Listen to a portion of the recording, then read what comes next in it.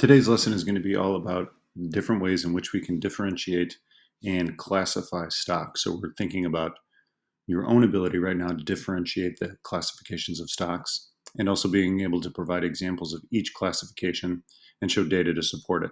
Looking at different industries and sectors, cyclical versus defensive stock, income, growth, and value. We're going to cover all this in this video, and then we'll also contain instructions for your project.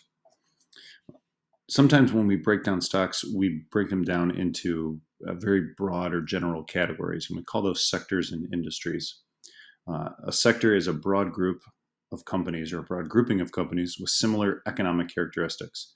You could think of it as a slice of the stock market that represents a certain part of the economy. So some of those examples include financials, healthcare, communication services. And we've seen these before when we looked at our FinViz map, which I'm going to revisit here momentarily. The next tier underneath that is what we call industries, which are represented by all the companies in that industry. And so, for example, the financial sector, which is the broadest grouping of stocks, has industries that include insurance and banks. So I'm going to click back on this FinViz stock screener, and it's going to take you to this default page, but I want you to go ahead and take a look at maps. And then you'll see up here at the top, we have technology, we have communication services, consumer cyclical. Those are all examples of sectors.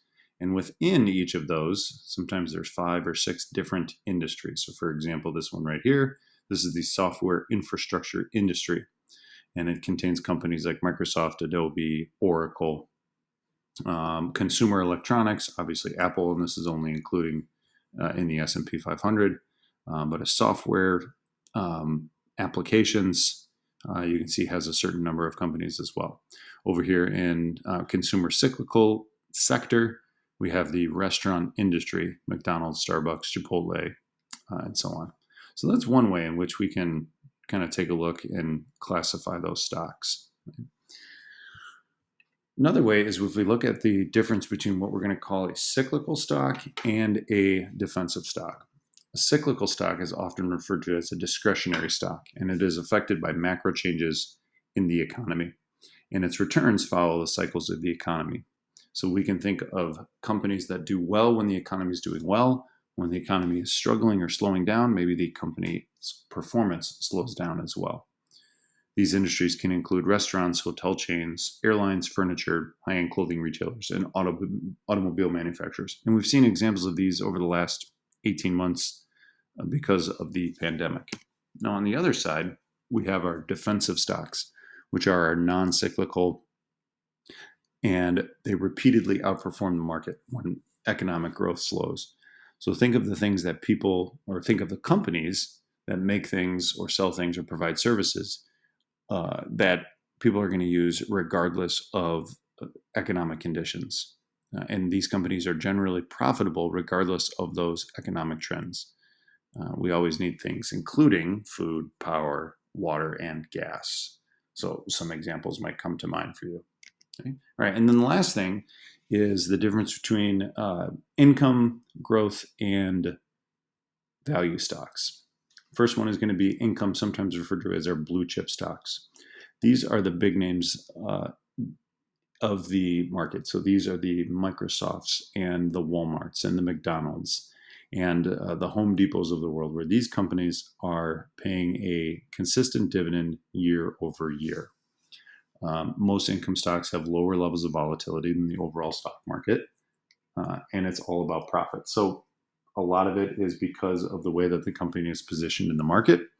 A lot of it is also the good or the service that they provide. So I'm going to hop over to Yahoo Finance real quick, and we're going to take a look at a couple of examples. We're going to take a look at the company Procter & Gamble, which sells just about everything from toothpaste to toilet paper to batteries.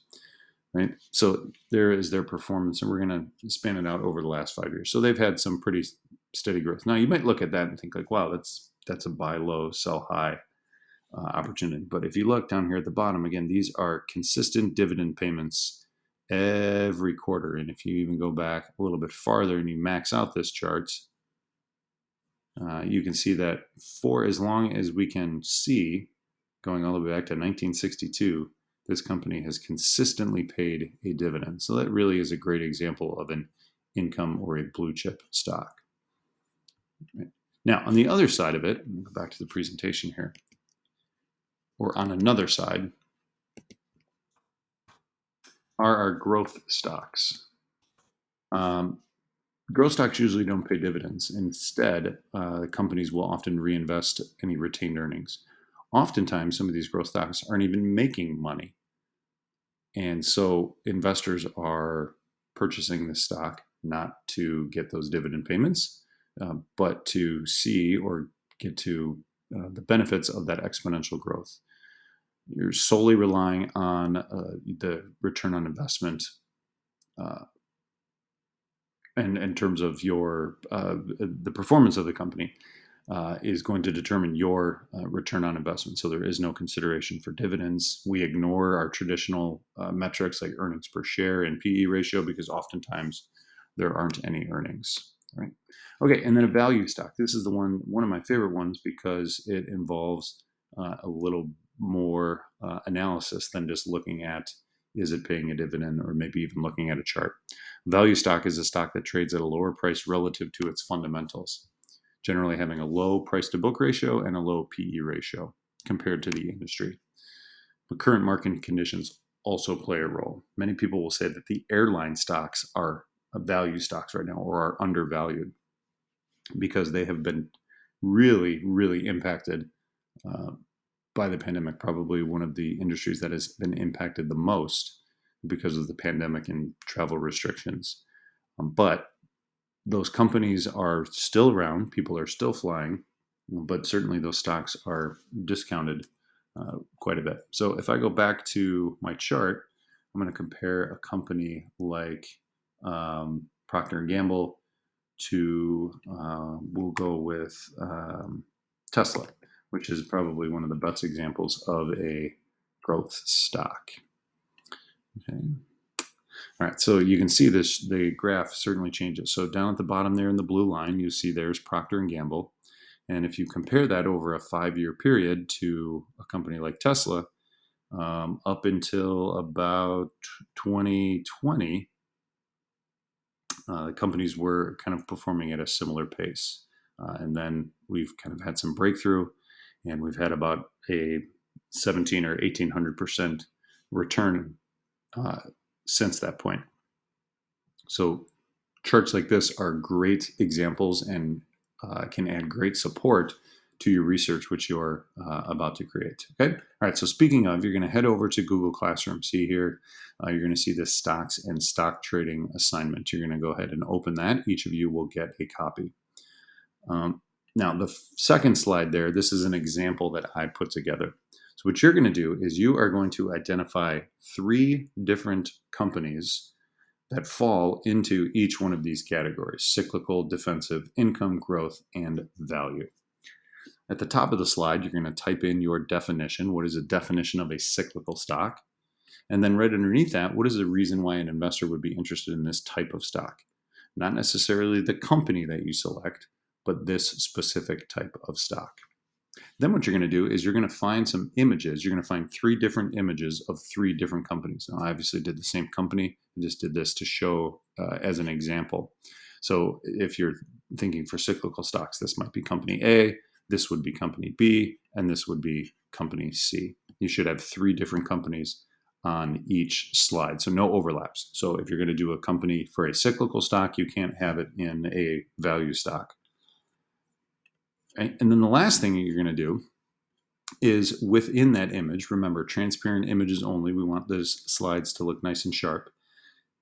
On these images, you're going to add a link to an article or some type of evidence that supports that this company is in fact a cyclical stock. So I might do a quick Google search. I might look at Toll Brothers stock. And I can even add the tag like cyclical. And I get a couple of articles that come up. Some of them are just stock charts. All right, so for this one, I'm just going to pick a link. And I'm going to click on that and hopefully it opens. All right, and then what I'm going to do is I'm going to copy and paste this link. And then I'm going to go back to my slides, and then I'm going to add this link to my image. So I can click on that image, and up here in my toolbar, I go to Insert Link, and then I'm going to paste that into my link, and then I hit Apply. So now what we can do when we're viewing this during your presentation or during your shares, you can simply talk about your stocks, and then you can click on, or I can click on the article to see if that article does in fact support your statements. Okay. All right, so a couple things to remember. One, no repeat companies within categories. So you can't have a company that is classified into more than one stock, even though they might. For this assignment, we're not going to. Okay? Working individually on this. And lastly, this is going to be due by next class. So after you're done watching the video, you guys can go ahead and get started on this assignment.